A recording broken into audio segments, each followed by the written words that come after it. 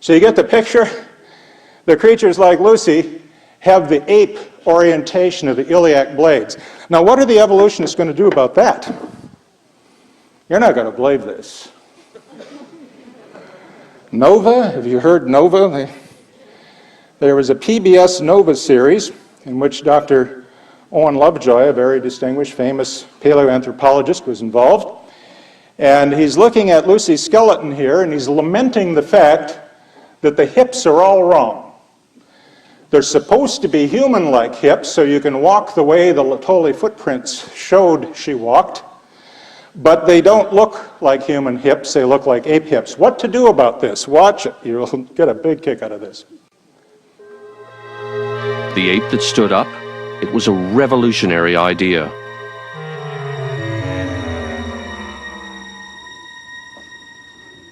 We needed Owen Lovejoy's expertise again, because the evidence wasn't quite adding up.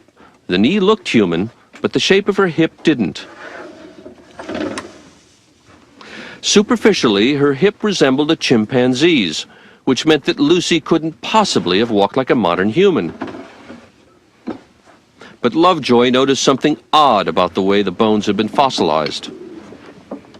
When I put the two parts of the pelvis together that we had, this part of the pelvis has pressed so hard and so completely into this one that it caused it to be broken into a series of individual pieces which were then fused together in later fossils.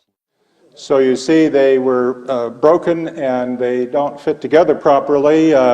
They did speculate in the program as to exactly who was responsible for breaking the hip, and current scientific evidence suggests perhaps a deer stepped on it. Here you can see a deer foot stepping on the bone. Isn't that a bummer? Let's see where it goes from here. This has caused the two bones, in fact, to fit together so well that they're in an anatomically impossible position. The perfect fit was an illusion that made Lucy's hip bones seem to flare out like a chimp's. But all was not lost. This is a power saw, friends.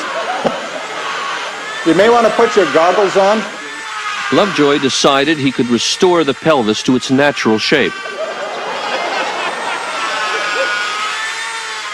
He didn't want to tamper with the original, so he made a copy in plaster. Notice he's removing whole parts, not just cutting. He cut the damaged pieces out and put them back together the way they were before Lucy died. It was a tricky job, but after taking the kink out of the pelvis, it all fit together perfectly, like a three-dimensional jigsaw puzzle. Look how perfect! You can read a newspaper through the hole. As a result, the angle of the hip looks nothing like a chimp's, but a lot like ours.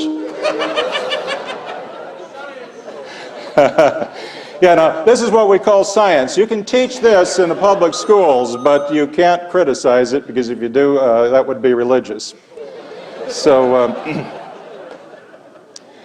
well, I think perhaps the best way to